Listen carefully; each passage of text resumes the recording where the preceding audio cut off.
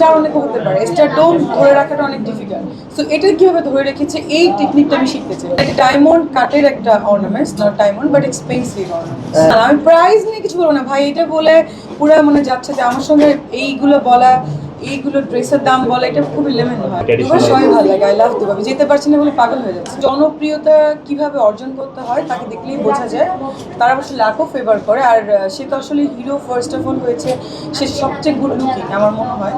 মানে তার কোনো মানে থাকে না একটা মানুষের অনেক দিকে, আমার অনেক ডিফেক্ট আছে বাট আমার মনে হয় না উনি কোনো দিক থেকে কম আছে। সো অভিনয়ও ভালো করে, দেখতেও সুন্দর, বাট ওটা নিয়ে আমি আসলে বলতেই চাই না। বাট এতদিন দেখেন স্টার অনেক হতে পারে, স্টার টোন ধরে রাখাটা অনেক ডিফিকাল্ট। সো এটা কিভাবে ধরে রেখেছে এই টেকনিকটা আমি শিখতে চাই। আমি তো বলেছি যে আমি সবসময় যখন অন স্ক্রিনে আসবো বা কিছু করবো তখন সবাই দেখতে পাবে, জানতে পারবে। এটাই এটা ডায়মন্ড কাটের একটা ornaments, not diamond but expensive ornaments. আমি প্রাইস নিয়ে কিছু বলবো না ভাই, এটা বলে পুরো মানে যাচ্ছে যে আমার সঙ্গে এইগুলো বলা, এইগুলো ড্রেসের দাম বলা, এটা খুবই লেমেন হয়। সবই দুবাই, যা করেছি এভরিথিং আপু দুবাই যাওয়া হয় কিনা? হ্যাঁ এই তো যাচ্ছে 15 তারিখে আমার 14 তারিখ রাতে ফ্লাই করছি ইউকেতে। আমার একটা পয়লা বৈশাখী শো আছে 19 তারিখে।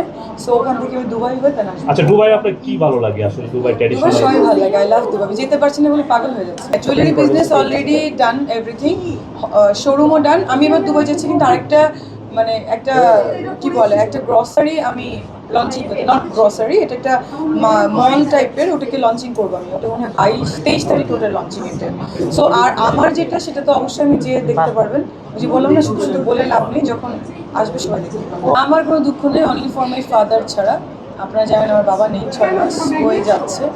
এর বাইরে আমার লাইফে কোনো দুঃখ নেই, শুধু আছে আমি যেমন আছি খুব ভালো। Thank you.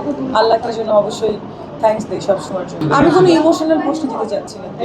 রোমান্টিক হিসাবে কাজ করতে চান মেগাস্টারের সাথে, যদি কোনো সিনেমার অফার পান, মানে রোমান্টিক নাকি অন্য টাইপের? এটা দেখা যাবে কি করা যায়। আচ্ছা,